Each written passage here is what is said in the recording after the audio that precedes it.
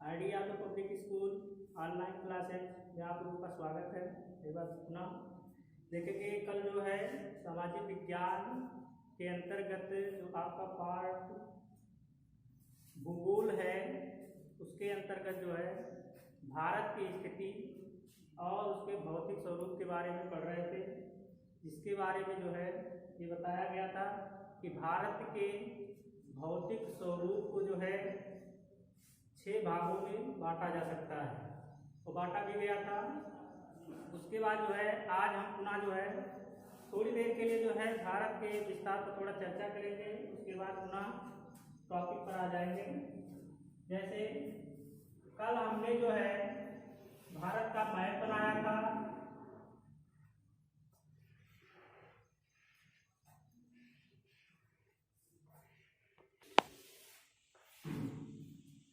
कल जो है हमने ये मैप बनाया था और बताया था कि ये भारत का पश्चिमी और पूर्वी विस्तार है और ये उत्तर से दक्षिणी विस्तार है। यानी ये पूरब, ये पश्चिम, ये उत्तर और दक्षिण। कल हम बताए थे अक्षांशीय और देशांतरीय विस्तार।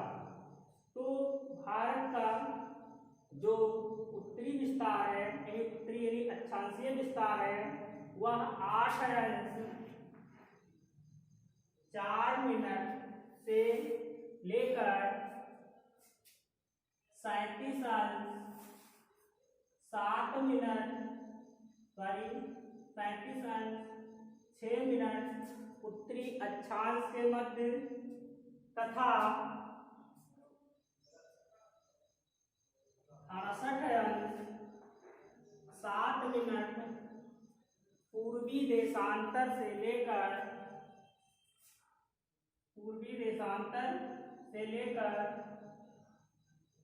97:25 पूर्वी देशांतर के मध्य स्थित है। यानी कि ये उत्तरी गोलार्ध में स्थित है भारत और पूर्वी देशांतर में, तो ये इसका विस्तार है। और भारत का जो क्षेत्रफल है वह 32,87,263 वर्ग किलोमीटर है। और भारत जो है इसकी आकृति जो है त्रिभुजाकार है। उत्तर से दक्षिण इसकी जो लंबाई है वह 3,214 किलोमीटर तथा पूरब से पश्चिम की लंबाई जो है 2,933 किलोमीटर। उसके बाद जो है कल हमने ये बताया था, ये नहीं बताया था, आज जो है बता दे रहे हैं। और भारत के पड़ोसी देशों के बारे में बताया गया था और जलीय स्थिति क्या है इसके बारे में बताया गया था। अब जो है हम आते हैं अपने टॉपिक पर। आपका टॉपिक था भारत का भौतिक स्वरूप। भाग था आपका पर्वतीय प्रदेश या हिमालय का पर्वतीय प्रदेश। हिमालय का पर्वतीय प्रदेश या क्षेत्र, ये जो है भारत के उत्तर में जो स्थित हिमालय पर्वत है उसी के बारे में वर्णन करता है। यानी भारत के उत्तरी क्षेत्र में जो है हिमालय पर्वत का विस्तार है। तो हिमालय की उत्पत्ति कैसे होती है थोड़ा चर्चा करेंगे, अधिक नहीं।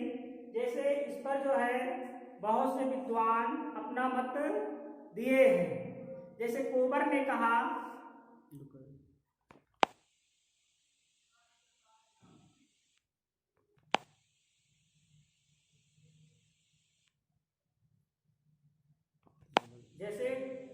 अपना मत दिया कि पहले से जो है भूसन्नत का निर्माण हुआ था और उसमें जो है नदियों के द्वारा या जो है मलबे का जमाव हुआ अवसादों का। उसके बाद जो भूसन्नत की दीवारें थी उनमें क्षैतिज जो है दबाव पड़ा और मलबे में उभार आ गया, यानी कि बलन पड़ गए। इससे जो है कोवन ने अपने मत को दिया। उसके बाद इस्वेस का मानना था कि भारतीय प्लेट और यूरेशियन प्लेट के मध्य में जो है तैतीस सागर स्थित था और उसमें जो है नदियों के द्वारा लाए गए मलबे के जमाव से जो है निक्षेपण हुआ और उसके घनत्व में वृद्धि हुई और जिससे जो है दोनों प्लेटों के चलने से जो है उसमें बलन पड़ गया और हिमालय पर्वत की उत्पत्ति हुई। इस प्रकार जो है तमाम मत दिए गए, लेकिन एक आधुनिक मत है प्लेट विवर्तन की सिद्धांत। उसके तहत जो है ये माना जाता है कि दो प्लेटें आपस में जब टकराती हैं तब विनाशात्मक जो है प्रक्रमों के द्वारा कुछ ना कुछ जो है परिवर्तन होता है या रचनात्मक प्रवृत्ति दिखाई देती है। उसी तरह जो है प्लेट विवर्तन की सिद्धांत के अनुसार जो है यूरेशियन प्लेट और भारतीय प्लेट के मध्य में 33 सागर था और कालांतर में क्या हुआ कि ये यूरेशियन प्लेट जो थी ये भारतीय प्लेट से जो है भारी थी, लेकिन भारतीय प्लेट के अग्रभाग में जो है 33 सागर की उपस्थिति होने के कारण यह भारी प्लेट का रूप ले लिया और जो है 33 सागर जो है यूरेशियन प्लेट के नीचे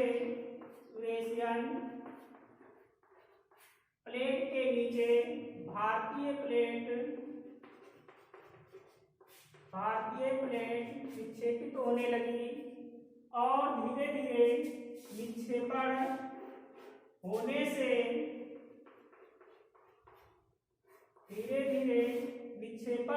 से 33 सागर में उभार आ गया और बलन पड़ गया। इस बलन रूपी जो सिद्धांत है आधुनिक युग में मान्य है। इसी के तहत जो है माना जाता है कि हिमालय की उत्पत्ति जो है 33 सागर की उपस्थिति के कारण जो है दोनों प्लेटें के टकराव से उसमें उभार आया और बलन पड़ गया। वही बलन जो है एक नवीन बलित संरचना का निर्माण किया जिसका नाम है हिमालय। हिमालय जो है एक नवीन बलित पर्वत है। इसके ऊंचाई में आज भी वृद्धि हो रही है क्योंकि भारतीय प्लेट जो है यूरेशियन प्लेट के नीचे आज भी निक्षेपित हो रही है।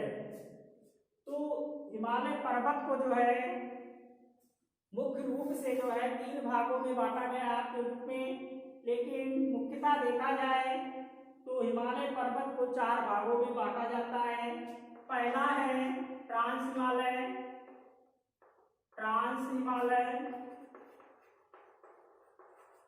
दूसरा है विराट हिमालय,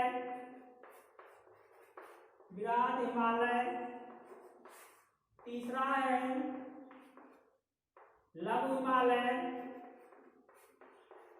हिमालय और चौथा है शिवालिक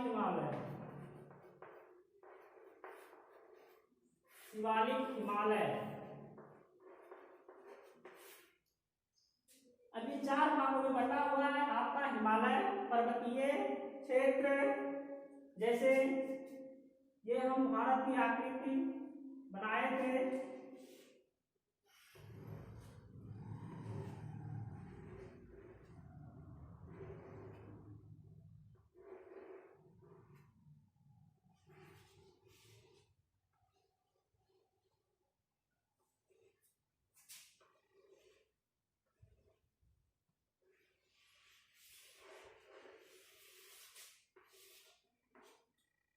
ये भारत का मैप है। ये जितना हिस्सा है यानी जम्मू कश्मीर से लेकर के और उसके बाद पूर्वोत्तर भारत से होते हुए दक्षिण की तरफ मुड़ करके जो है अंडमान निकोबार द्वीप समूह तक जो है इसका विस्तार है। तो ये आपका हिमालय पर्वतीय क्षेत्र है भारत में। तो इसी को जो है हम आज पढ़ेंगे, इसी टॉपिक को एक एक करके। पहला है ट्रांस हिमालय। ट्रांस हिमालय के बारे में जो है हम लोग अध्ययन करेंगे। ट्रांस हिमालय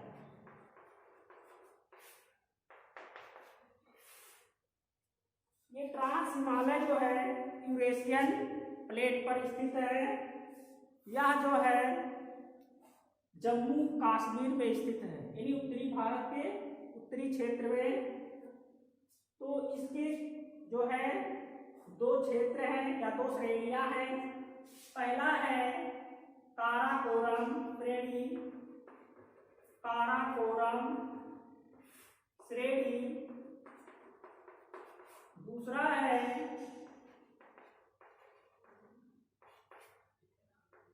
लद्दाख श्रेणी, लद्दाख श्रेणी। अभी जो ट्रांस हिमालय है, ट्रांस हिमालय के बाद बृहद हिमालय है, उसके बीच में एक घाटी है जिसको हम कहते हैं सिंधु सांगपो फ्यूचर जोन। सिंधु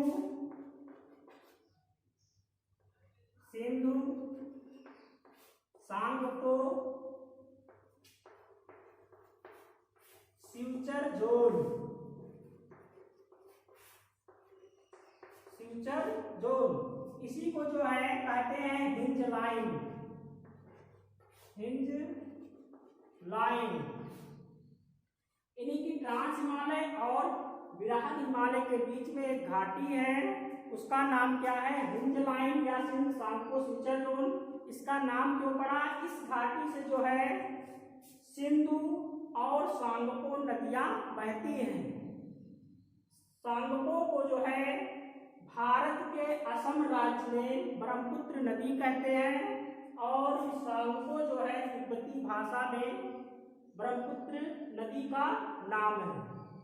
तो ये सिंधु और ब्रह्मपुत्र नदी जिस घाटी से होकर के प्रवाहित होती है, उस घाटी का नाम जो है सिंधु सांगपो फ्यूचर जोन है। इन्हीं की इसी को हम हिंज लाइन भी कहते हैं। उसके बाद जो है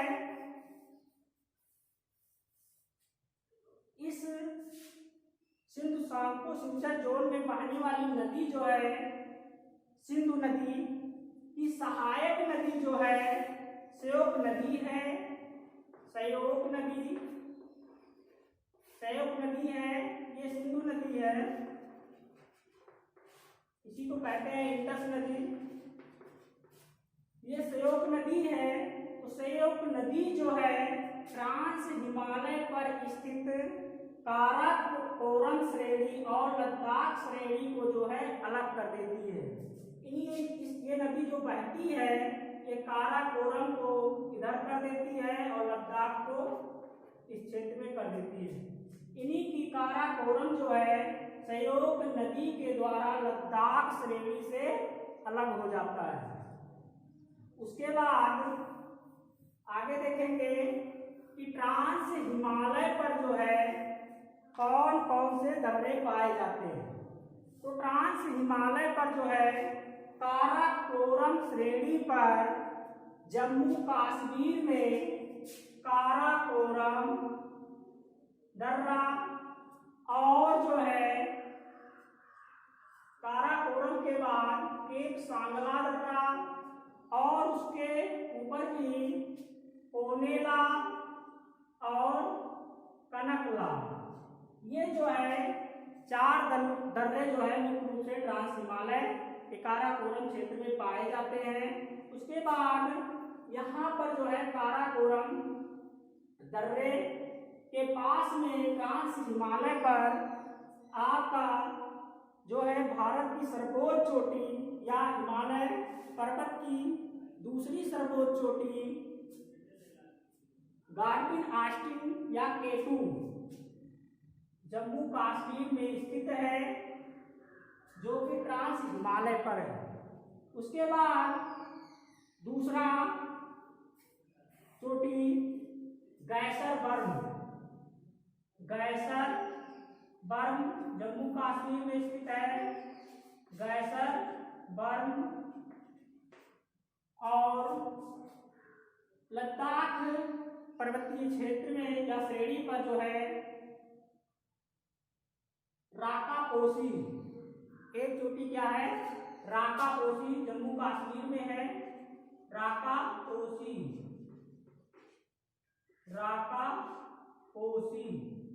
ये राकापोशी है।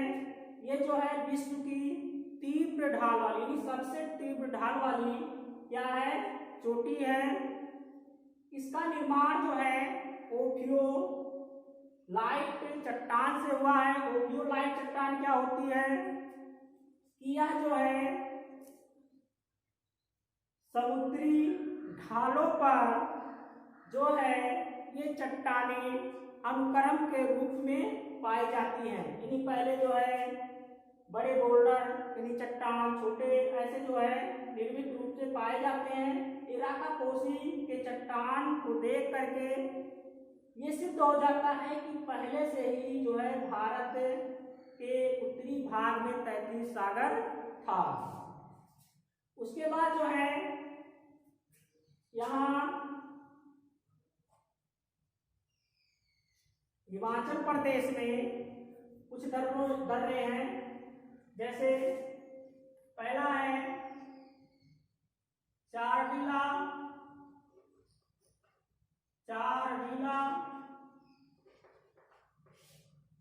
दूसरा है चांगला और तीसरा है आपका जाराला। यानी जम्मू कश्मीर में काराकोरम दर्रा, कनकला, कोनेला और केवसांगला, उसके बाद चारडीला, चांगला और जाराला, ये कुछ दर्रे हैं। उसके बाद बताए हैं हम कि केटू और गैसरबर्म और राकापोशी जो है चोटियां हैं हिमालय की। उसके बाद अब हम जो है बृहद हिमालय के बारे में अध्ययन करेंगे। बृहद हिमालय जो है हिमालय की सर्वोच्च ऊंचाई वाली श्रृंखला है बृहद हिमालय। तो ये बृहद हिमालय के बारे में हम कल ही अध्ययन करेंगे। एक बार पुनः यहाँ देख लीजिए, जो है गैसरबर्म और केटू, गार्डिन आस्टिन जो है और राकापोशी, ये जो है ट्रांस हिमालय के चोटियां हैं जो कि जम्मू कश्मीर राज्य में स्थित हैं। और जम्मू कश्मीर में ये सारे दर्रे पाए जाते हैं। हमने बोल दिया था हिमाचल प्रदेश, लेकिन हिमाचल प्रदेश में नहीं है। तो ये है आपका काराकोरम दर्रा, और काराकोरम के बाद ये आपको होता है कनकला, कोनेला और केवसांगला। उसके बाद चारडीला, चांगला और जाराला, और शेष जो है कल हम अध्ययन करेंगे। तब तक के लिए जो है धन्यवाद।